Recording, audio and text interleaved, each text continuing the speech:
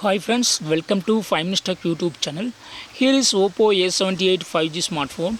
In this video, we will learn how to set rise to wake up screen in your phone Oppo A78 5G. First of all, go to the settings of our phone here.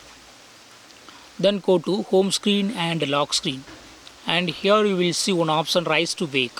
Just to turn on this button. Now lock your screen.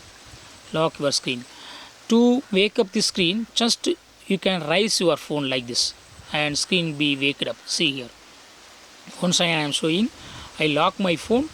To wake up the screen, just lift your phone like this, and yes, phone screen is now waked up, and now you can enter into your phone. So in this way you can easily set rise to wake up the screen in your phone Oppo A78 5G.